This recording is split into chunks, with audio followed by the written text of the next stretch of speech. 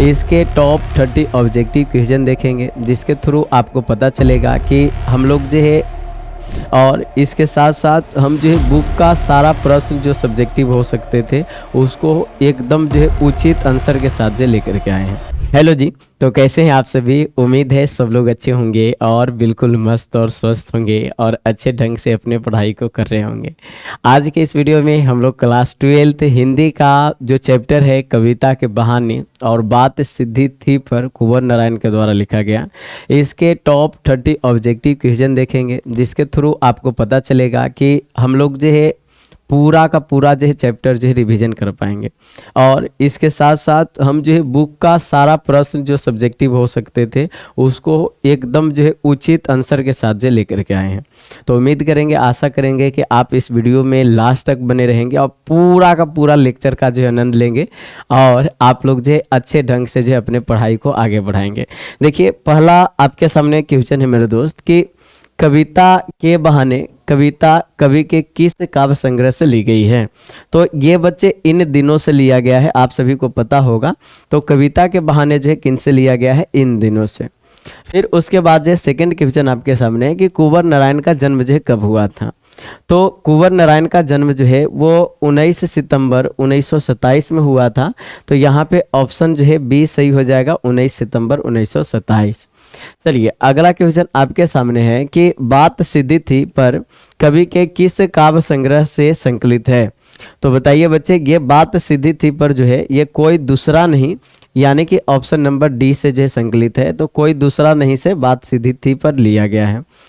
अगला आपके सामने है कि कविता के बहाने के अनुसार कविता की उड़ान कौन नहीं जान सकता। तो कविता की उड़ान जो है असीमित होती है ना, जितना तक चिड़िया नहीं उड़ सकती उससे भी ज़्यादा ऊंचाई पे जाता है। तो यहाँ पे एक्चुअल में बच्चे चिड़िया राइट आंसर हो जाएगा। अगला आपके सामने जो क्वेश्चन है कि कविता के पंख लगाकर उड़ने के मायने कौन नहीं समझ पाता। तो कविता के पंख लगाकर उड़ने के माने जो है कौन नहीं समझ पाता। तो ये बच्चे चिड़िया है ना, ये नंबर ऑप्शन जो है यहाँ पे सही हो जाएगा। चलिए आगे, अगला क्वेश्चन आपके सामने है कि फूल क्या जाने में कौन सा अलंकार है। तो फूल क्या जाने, इसमें जो प्रश्न पूछा गया है इसलिए इसमें जो है प्रश्न अलंकार जो बोलेंगे, बी नंबर ऑप्शन जो सही हो जाएगा। चलिए, अगला क्वेश्चन आपके सामने है कि कविता के बहाने कविता में किनके साथ तुलना की गई है और किसे श्रेष्ठ बताया गया है। तो यहाँ पे चिड़िया और फूल से तुलना किया गया है, चिड़िया फूल और बच्चे से कविता का श्रेष्ठता बताने के लिए किया गया है। तो हाँ, बिल्कुल बी नंबर ऑप्शन जो यहाँ पे बोल सकते हैं, क्योंकि कविता को श्रेष्ठ बताने का प्रयास किया जा रहा है कि भाई कविता जो एक्चुअल में इन सभी चीज़ों से परे है और आगे की चीज़ें हैं, है ना। चलिए आगे हमारा जो है 8वां है कि सब घर एक कर देने के माने क्या क्या अर्थ है। तो बच्चे यहाँ पे भेदभाव भूलकर अपनत्व स्थापित करना यहाँ पे मेन माने हैं, सी नंबर ऑप्शन जो यहाँ पे क्या हो जाएगा, सही हो जाएगा। चलिए आगे चलते हैं। अगला आपके सामने कि बात किसके चक्कर में फंसकर टेढ़ी हो गई। तो बात किसके चक्कर में फंसकर टेढ़ी हो गई। तो बच्चे यहाँ पे जो है ना भाषा के चक्कर में, है ना। अगर भाषा आप जो बेहतर बनाना चाहेंगे कविता के अंदर तो उसके चक्कर में आपका बात और भी फंस जाएगा। चलिए अगला आपके सामने है कि बात की चूड़ी मर जाना मुहावरे का अर्थ क्या है। तो बात का चूड़ी मर जाना मुहावरे का अर्थ है कि बात का प्रभावहीन हो जाना, है ना, यानी कि ऑप्शन नंबर यहाँ पे बी हो जाएगा। बात की चूड़ी मर जाना, इसका अर्थ क्या है, बात का प्रभावहीन हो जाना, यानी कि प्रभाव ही खत्म हो जाना। चलिए, कवि किसे जो है पेंच की तरह जो कसता चला जा रहा है। तो बच्चे कवि जो है ना बात को जो है पेंच की तरह जो कसते चला जा रहा है ना, अपनी बात जो रख रहे हैं तो उसको पेंच की तरह कसते चले जा रहे हैं। अगला आपके सामने जो है क्वेश्चन है कि कुंवर नारायण को निम्नलिखित में से किस पुरस्कार से सम्मानित किया गया है। तो कुंवर नारायण को कौन सा पुरस्कार मिला है बच्चे। तो साहित्य अकादमी पुरस्कार भी इन्हें मिला है, कुमारन आसान पुरस्कार भी मिला है, ज्ञानपीठ पुरस्कार भी मिला है, यानी कि उपयुक्त सभी बोलना जो है बिल्कुल उचित हो जाएगा। डी नंबर उत्तर जो है यहाँ पे सही हो जाएगा। कुंवर नारायण का जन्म जो कहाँ हुआ, अगर ये आपसे पूछा जाएगा तो क्या बोलिएगा, लखनऊ उत्तर प्रदेश के ये जन्मे हैं, यानी कि बी नंबर ऑप्शन जो यहाँ पे सही हो जाएगा, लखनऊ उत्तर प्रदेश में। बच्चे अगर वीडियो सच में अच्छा लग रहा है तो आप लोग वीडियो को लाइक कर दीजिए, क्योंकि बाद में भूल जाएंगे। चलिए आगे चलते हैं। अगला आपके सामने कि आत्मजयी कुंवर नारायण की कैसी कृति है। तो बच्चे ये हमारा जो आत्मजयी एक जो कुंवर नारायण की प्रबंध काव्य है, सी नंबर ऑप्शन यहाँ पे प्रबंध काव्य राइट आंसर हो जाएगा। कुंवर नारायण किस काल या धारा के कवि है। तो बच्चे ये आधुनिक काल और जो नई कविता या समकालीन धारा के ये कवि माने जाते हैं। तो यहाँ पे ऑप्शन जो क्या हो जाएगा, डी नंबर ऑप्शन सही हो जाएगा। चलिए अगला आपके सामने है कि बिना मुरझाए महकने के माने फूल क्या जाने, इन पंक्तियों में क्या छिपा है। तो फूल की महक सीमित है, जबकि जो कविता का प्रभाव अमर होता है, इसमें गे छिपा हुआ है। बी नंबर ऑप्शन जो यहाँ सही हम बोल सकते हैं। तो बिना मुरझाए महकने के माने फूल क्या जाने, इन पंक्तियों में क्या छिपा है, फूल की महक छिपा हुआ है।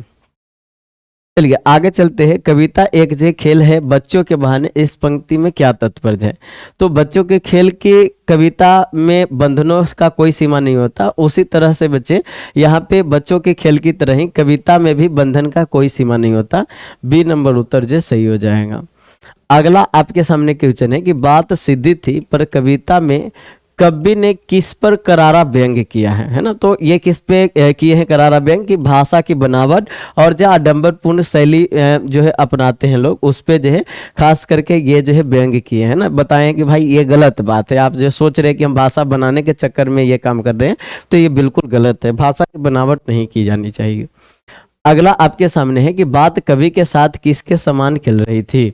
तो शरारती बच्चे के समान जो खेल रही थी ना, यहाँ पे राइट आंसर क्या हो जाएगा, शरारती बच्चे के समान। तो बात कवि के साथ जो किसके समान खेल रही थी, शरारती बच्चे के समान। अगला आपके सामने क्वेश्चन है कि पेज को खोलने के बजाय उसे बेतरह कसने का क्या परिणाम हुआ। तो चूड़ी मर गई और वह बेकार घूमने लगा, है ना। चलिए तो यहाँ पे बी नंबर ऑप्शन सही हो जाएगा कि पेज को खोलने के बजाय उसे बेतरह कसने का क्या परिणाम हुआ, चूड़ी मर गई और वह बेकार घूमने लगा। चलिए अगला क्वेश्चन आपके सामने है कि हर जोर जबरदस्ती से बात की चूड़ी मर गई, यहाँ जोर जबरदस्ती से क्या तात्पर्य है।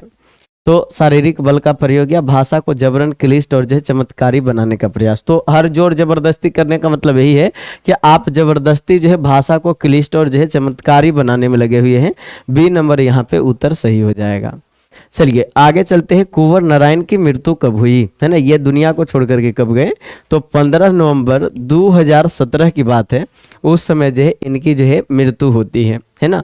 तो कुंवर नारायण की मृत्यु कब हुई बच्चे, तो 2017 की बात है, 15 नवंबर 2017 में इनकी मृत्यु हुई है। आगे आपके सामने है कि कविता के बहाने कविता में चिड़िया की उड़ान और कविता की उड़ान में क्या अंतर है ना। तो बताइए चिड़िया की उड़ान और कविता की उड़ान में क्या अंतर है बच्चे। क्योंकि चिड़िया का उड़ान जो सीमित होता है, यह ज़्यादा दूर तक नहीं जा सकती, और कविता का उड़ान जो है असीमित माना गया है, ये जहाँ चाहे वहाँ तक जो है जा सकती है। तो यहाँ पे राइट आंसर क्या हो जाएगा, सी हो जाएगा। चलिए आगे आपके सामने है कि कविता के खिलने को कौन नहीं समझ सकता। तो कविता के खिलने को कौन नहीं समझ सकता, तो कविता को खिलने को फूल नहीं समझ सकता, है ना। फूल क्या जाने मतलब जो कविता कितना तक खिल सकता है, ये तो सोच रहा होगा कि हम ही ज़्यादा खिलते हैं, है ना। चलिए आगे चलते हैं बच्चे। भाषा के उलटने पलटने रहने से क्या हुआ, है ना। तो उलटते पलटते रहने से क्या हुआ बच्चे, ये बात और अधिक जो उलझती चली गई, है ना। बी नंबर ऑप्शन यहाँ पे बोल सकते हैं कि भाषा के उलटते पलटते रहने से क्या हुआ, और भी अधिक जो उलझती चली गई बात, है ना। तमाश बिनों की शाबाशी और वाहवाह से कवि पर क्या असर पड़ा। तो कवि अधिक जो भाषाई जाल में जो फंस गए, है ना। अगर जो कोई आदमी जो है धीरे धीरे जो है अगर जो है बड़ाई कर दे किसी बात के लिए, तो उसी को लोग जो है ज़्यादातर करते हैं। तो यहाँ पे कवि और अधिक भाषाई जाल यानी कि जबरदस्ती में फंसता गया, है ना, ये चीज़ हो जाएगा। अगला आपके सामने है कि पेज की चूड़ी मर जाने पर कवि ने उसे कैसे ठोक दिया। पेज की चूड़ी मर जाने पर कवि ने कैसे ठोक दिया, बताइए जल्दी से। तो बच्चे ये किल की तरह जो है उसको जो ठोक दिया, है ना। ए नंबर उत्तर जो है यहाँ पे क्या हो जाएगा, सही हो जाएगा। ए नंबर आंसर सही हो जाएगा।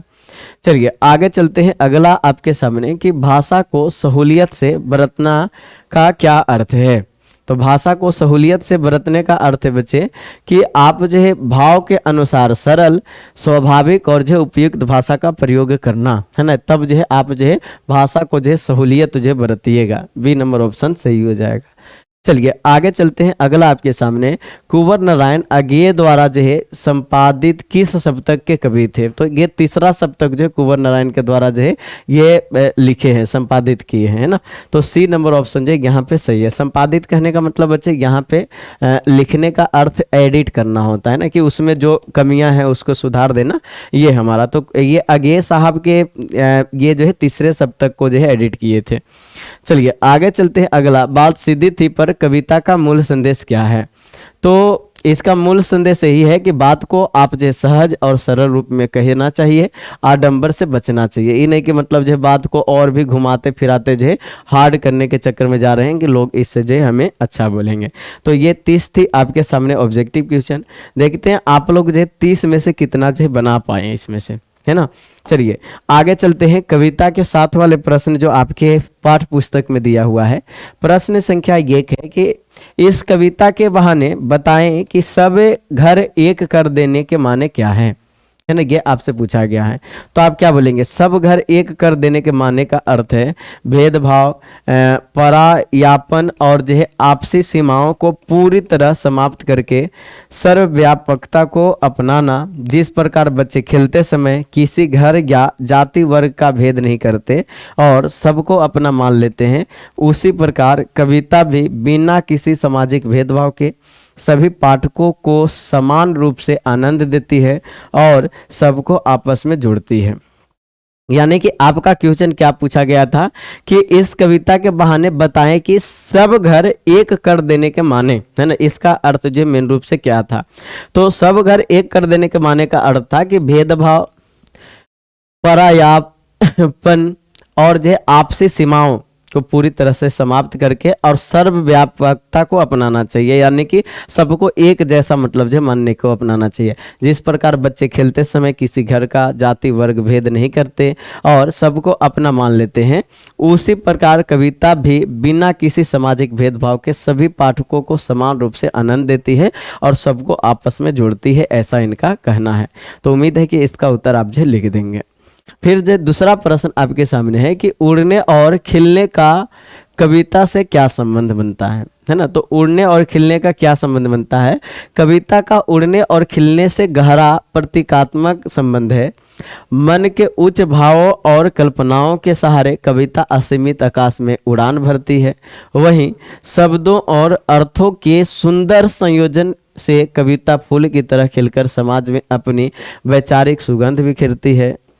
चिड़िया और फूल की अपनी सीमा है, परंतु कविता की उड़ान और महक शाश्वत और अनंत होती है।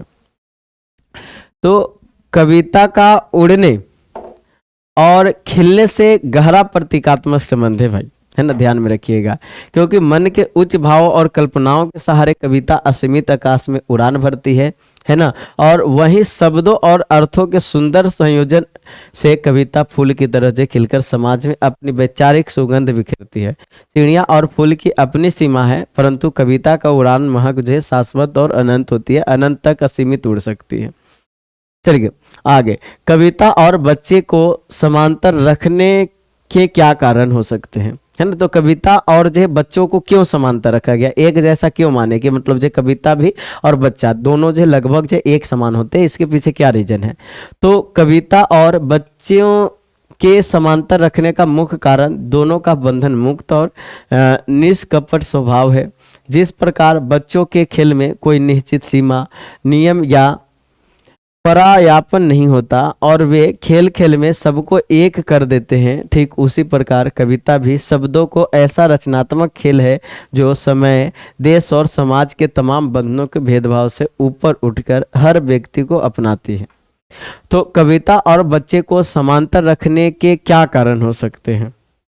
तो बच्चे यही है, समानता रखने के पीछे रीजन यही है कि कविता और बच्चे को समानता रखने में मुख्य कारण दोनों के बंधन मुक्त और जो है निष्कपट स्वभाव है ना। बंधन मुक्त कहने का मतलब कोई बच्चा का कोई बंधन नहीं होता, जो चाहे जो करते रहता है ना, और वो उसमें कोई छल कपट जैसा चीज भी नहीं होता, उसका स्वभाव भी अलग होता है। कविता भी लगभग जो वैसे ही होता है, इसमें कोई बंधन नहीं होता, आप जहां तक भी सोच सकते हैं, और निष्कपट होता है, इसमें कोई कपट और छल का स्वभाव नहीं है। जिस प्रकार बच्चों के खेल में कोई निश्चित सीमा, नियम या परायापन नहीं होता और वे खेल खेल में सबको एक कर देते हैं, ठीक उसी प्रकार कविता भी शब्दों का ऐसा रचनात्मक खेल है जो समय, देश और समाज के तमाम बंधनों व भेदभाव से ऊपर उठकर हर व्यक्ति को अपनाती है ना। तो ये चीजें लिख दीजिएगा।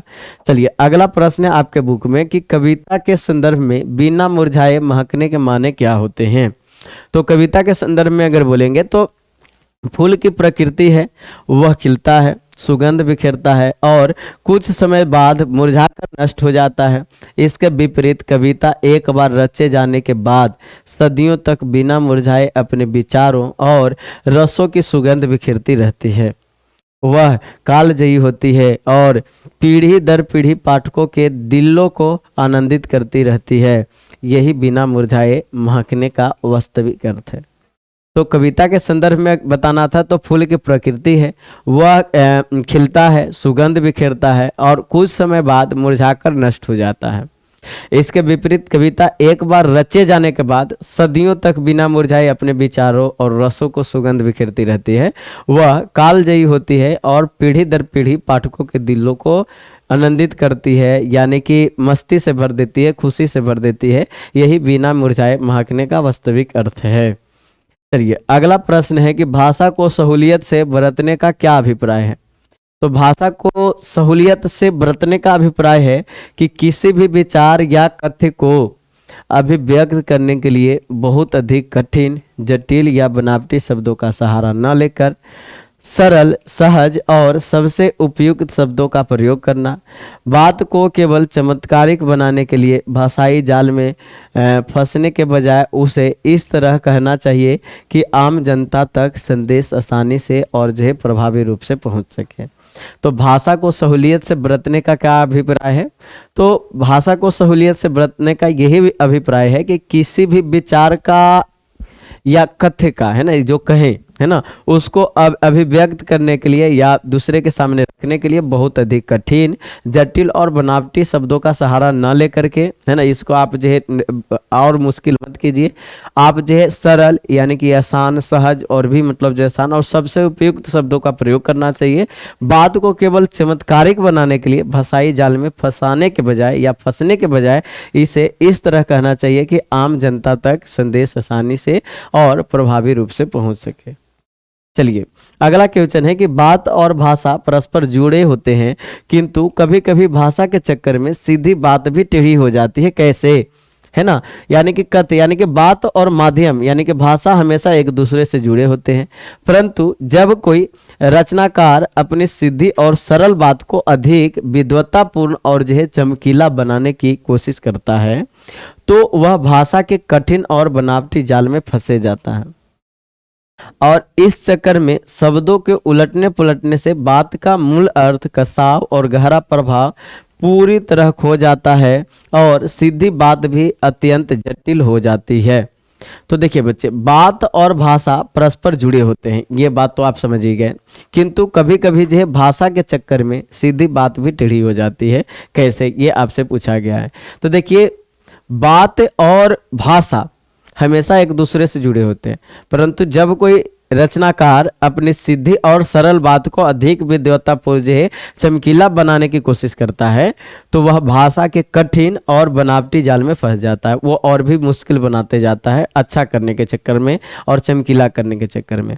इस चक्कर में शब्दों को उलटने पलटने से बात का मूल अर्थ, कसाव और गहरा प्रभाव पूरी तरह खो जाता है और सीधी बात भी अत्यंत जटिल यानी कि मुश्किल हो जाती है।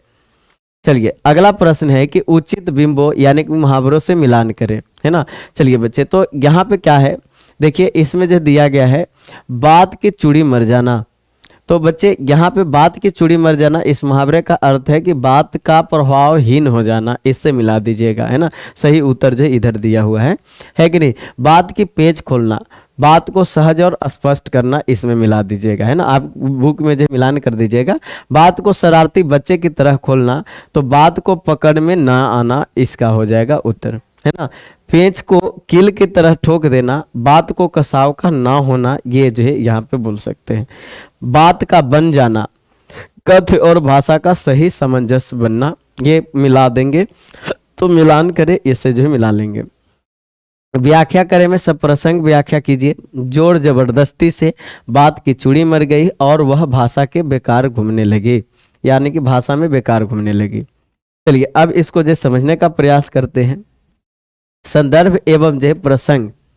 प्रस्तुत पंक्तियां हमारी पाठ्य पुस्तक के काव्य खंड के अध्याय बात सिद्धि थी पर से उदित है, जिसके रचयिता समकालीन कविता के प्रमुख कवि कुंवर नारायण हैं।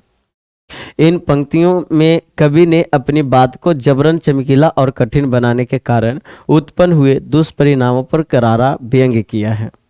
व्याख्या में लिखेंगे कि कवि कहते हैं कि जब उन्होंने एक अत्यंत साधारण और सीधी बात को कहने के लिए क्लिष्ट यानी कि कठिन और जो है बनावटी भाषा का प्रयोग किया तो बात उलझने लगी।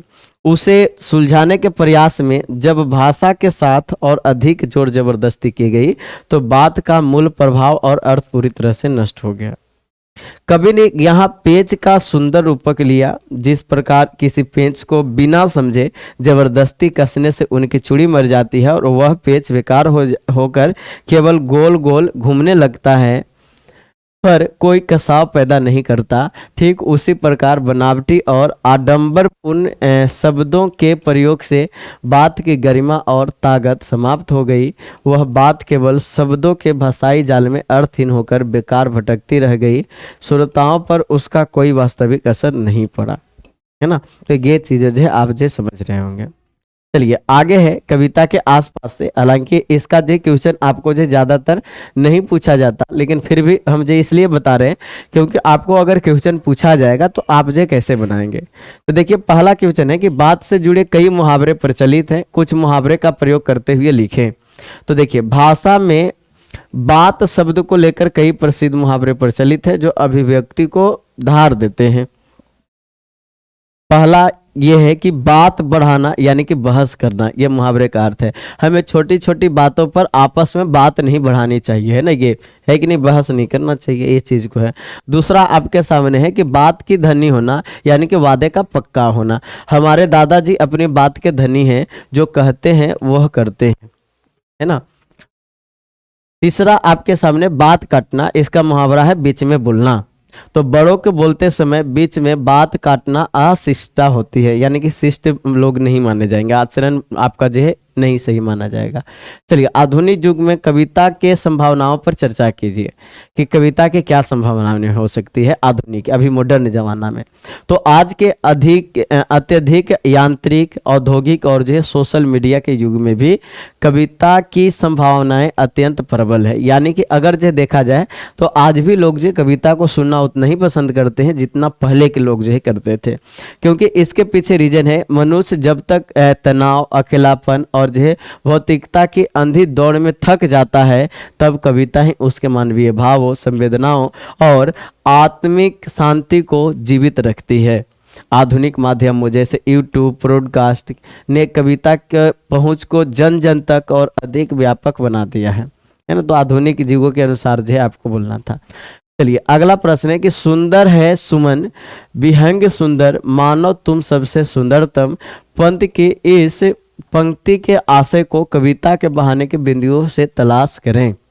तो देखिए सुमित्रा नंदन पंत जी ने प्रकृति के उपादानों फूल पक्षी की तुलना में मानव और उसकी चेतना को सर्वश्रेष्ठ माना है।